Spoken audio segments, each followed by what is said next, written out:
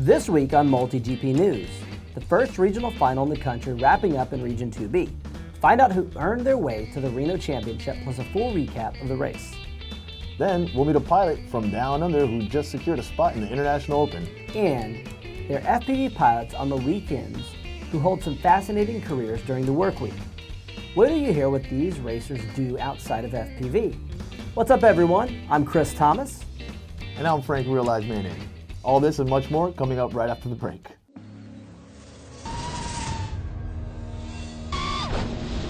Once upon a time in the West. Sure sounds like a fairy tale. Go on and ask the contenders. They'll tell you it's more like a nightmare. Best regional we've ever seen. Could be. Shoot, you want to reach the promised land? You'll have to go through the young guns. The wild bunch. The bad company. An outlaw. And a whole lot of true grit. Meanwhile, down in Texas, there's a Lone Star. Maverick. And a few Silverados that ain't done yet. Surviving the good, the bad, and the ugly. This, my friends, is MultiGP Regional Series. The road to the National Championship begins here.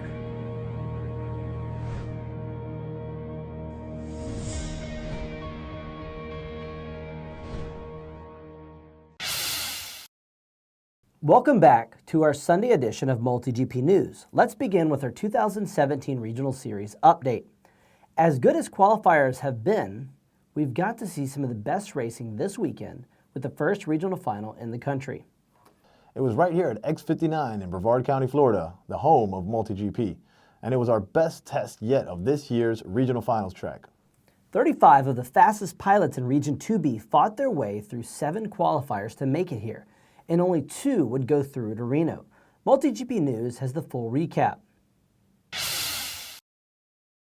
This is an important part in the history of drone racing. It's an important part of MultiGP. We're now entering into the second regional series. Ladies and gentlemen of the drone racing community, your wait is now over. The 2017 MultiGP Regional Finals have begun. Brevard Multirotor, Orlando Rotor Racers, and Volusia Wolfpack kicked things off this previous weekend with the first final in the country. The Region 2B Finals saw 35 of Florida's fastest pilots who got a chance to take on a very technical regional finals track. And for some of these pilots, it was their second time around. I'm here to win. I want to go to Reno. Got a lot of fast pilots here, and looks like a good day of racing. Flip mode FPV. I started with a Vortex 250, now I'm here. Biggest competition, Mason, Abel, Flycucks, all those guys. This will be pretty fast dudes. Hundreds of MultiGP pilots battled through 7 regional qualifiers to make it this far, including one of last year's regional winners, Abel Navahawk Amaguar. But a lot has changed in the last year, including some of the competition. Flying my OAS Mod X. I've got a full KISS set up here and ready for some nice smooth flying today. While Abel did earn one of the coveted positions in the national championships, he was pushed off the top spot by Chris Flykooks Bevan, who posted 3 rounds of 5 laps. They both qualified for the Fast 56 in Reno. Positions 3 through 6 are also going to Reno, although they'll have to fight their way into the finals. Those spots went to Elio, EM Drones Mela, Davis Drake, Tommy Pazzino, and Jake Dial-Up Lamb. This event was run smoothly and efficiently thanks to the professional help from Joe, the voice of MultiGP, Scully. And a big shout out to our sponsors that made it all happen: Emax, Atmospheric Adventures, Horizon Hobby, OAS Hobby, Spectrum, and DreamX Drones. After this exhilarating day of MultiGP pilots crushing the regional finals course, one question still remains. Can anyone post 6 laps? The challenge is on. Be sure to stay tuned to MultiGP News and visit multigp.com for all of your updates and scheduling for the regional series. I'm Sean O'Sullivan with MultiGP News, and if it happens in FPV, MultiGP News will be there.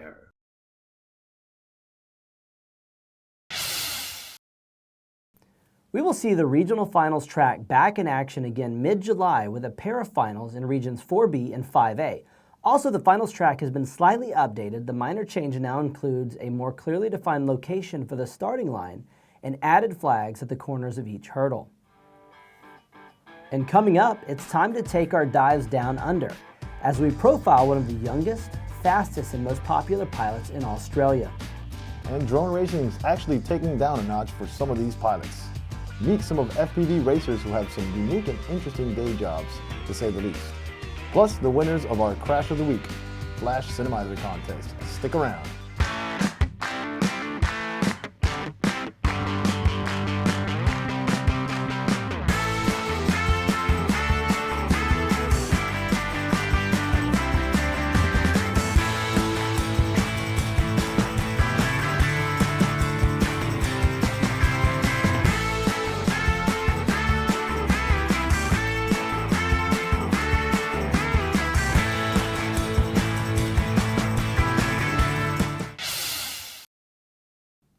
Welcome back. One of the best things about drone racing is it brings together people of all ages and backgrounds. But pretty soon, the older generation may have to push themselves harder as the new generation of pilots take over. One of those pilots is Thomas Bitmada. MultiGP News reporter Kelara has his story. And then a week later, he ended up winning the FPVR Australian Open. So he did pretty good there. 18-year-old Thomas Bitmada, better known as BMS Thomas, has only been flying for 2 years but is making his mark in FPV. He recently took first place at the FPVR Australian Drone Open in Queensland, Australia last month, securing his spot in the 2017 International Open in Muncie, Indiana. We just got back from a race meet. We had pilots from all over the country, from New Zealand and places like that, where he went through qualifying the fastest, winning every single heat, through every single semi, all the finals he actually won. The worst thing he did was chip a prop. His father Paul, who is no stranger to flying, introduced him to RC aircraft nearly 6 years ago. But he was interested in aircraft the whole time, but couldn't get him interested in flying RC aircraft. He was into paper aircraft, plastic models, rubber powered, everything except for RC. And virtually as soon as I sold everything, that's when he decided he wanted to learn to fly radio control aircraft. It's easy to see the bond between this father-son duo is strong. Gee, I don't know what I'd do without you. Dad's helped me with everything pretty much. Literally everything. So, that'd be a very long thank you. It's one that I don't think even words would really cover it properly. Although Thomas is the one competing, his father plays a crucial role as his spotter. Essentially, what we're trying to do is, with spotting, I'm trying to give him a heads up when there's traffic coming up. So if there's traffic coming, so at least he's aware of it, he's looking for it. The other thing is to managing the actual distance between him and, say, the person who's chasing him or the person he's chasing. So in the scenario with FPVR's Open, you were in the front the whole time, weren't you, basically, in all the races and all the qualifiers. So essentially what I was trying to do was manage the gap and let him know you've got a 60-metre gap. There's no need to push any harder. So trying to make sure he doesn't overextend himself and risk crashing. So that's what I said the job of the spotter to be, isn't it? Yeah, and you do that really well. Yeah. I think I do it well with Thomas because we have that connection where we understand each other really quite well with minimal information being communicated, isn't it? Yeah. With this being his final year in high school, Thomas manages to squeeze in some flight time about twice a week. There's this skill level, so I'm not sure exactly how that works with less flying this year, but he's managed to get actually faster, so I'm not exactly sure how how that works. So we're sort of racking our brains at the moment trying to figure out what's actually changed. One important detail about this pair is that they work off each other. What one lacks, the other provides, and vice versa. So pilots get ready for this power pair to make their way to the International Open this summer. According to the FPVR, the first prize for FPVR's Australian Open was a ticket to Muncie, Indiana for your Open. So I'm not sure whether that actually qualifies him or it just pays for his ticket, but I think that's actually got him in the door for that one. Yeah, so pretty much now it's just making sure that we've got those dates free and then... We should be coming down? Yeah.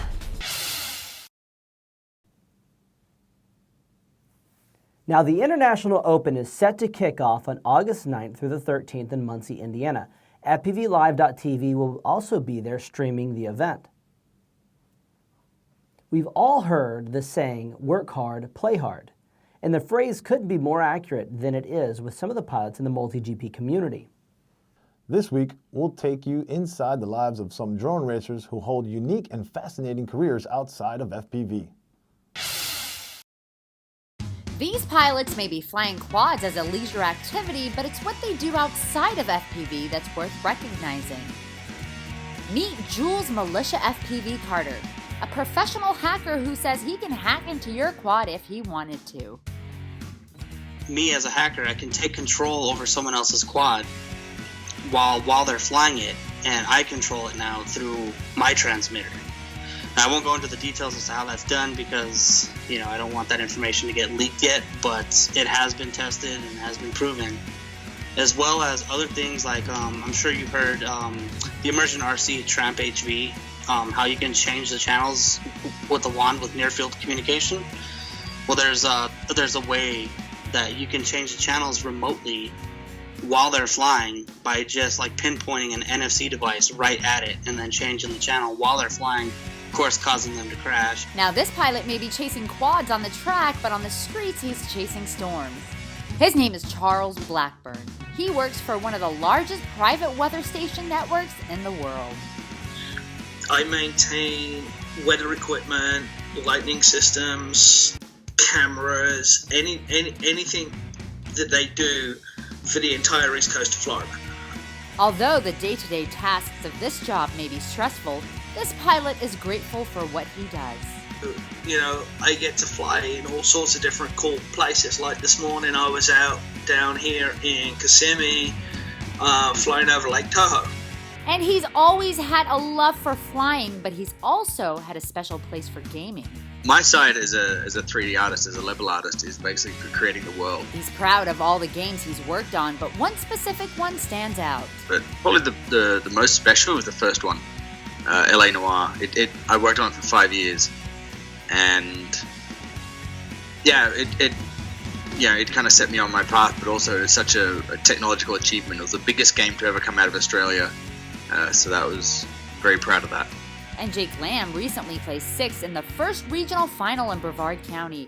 But this Florida pilot has another positive moment to celebrate. I had a job offer in my inbox, and so it all happened so fast, but I look up and all of a sudden I'm working at a national magazine brand that prints 12 issues a year. The company I work for is Bonnier Corp, and it's a Swedish-owned company. Bonnier is Sweden, and then we are Bonnier Corp here in America. Writing for the magazine has brought this pilot closer to what he really enjoys. And it fits almost perfectly in line with the hobby that I have so fell in love with over the last year. And finally, meet Sean Citra FPV Roberts, who's originally from Fort Myers, Florida. I am a collection manager for the invertebrate paleontology division, so I do a lot of cataloging of specimens and GIS work on the computer for our localities that we keep for where the specimens come from. And the collection at the museum kind of works like a library. We catalog and organize all our specimens. We currently have about 2.8 million catalog specimens in the collection in about 284,000 lots. Before he got into his career, he had a passion for cave diving. That kind of was probably a little bit of the motivation that got me into a new hobby. Was which is FPV, because I can get the same kind of rush, same kind of adrenaline that you get from doing something like cave diving, but it's obviously much safer. With tons of invertebrate fossils from the southeast portion of the states all the way down to the Caribbean, this museum is surely a sight to see. The natural history here in like Florida is fantastic, and it's definitely worth going to a museum, checking it out. Take your kids there. It'll inspire them to look at the world in a different way. If you have a story and would like us to know, email us at news@multigp.com. Coming up after the break, the viewer-submitted video that blew us away. And the winning video for our Crash of the Week Flash Cinemizer contest. Stick around. Are you... What? This just in. Chris Thomas just called. 2017 National Championships is going to be at the Reno Air Races. Get ready, everyone, because it's going down. Welcome back, everyone. The time has finally come. We're about to reveal the winner to our contest. So we also want to thank all of you that have been submitting your clips of the week. Congratulations to Cody, Code Red Matson. He's the winner of our Crash of the Week for the Flash Cinemizer contest. Congratulations, buddy. Enjoy those Cinemizers.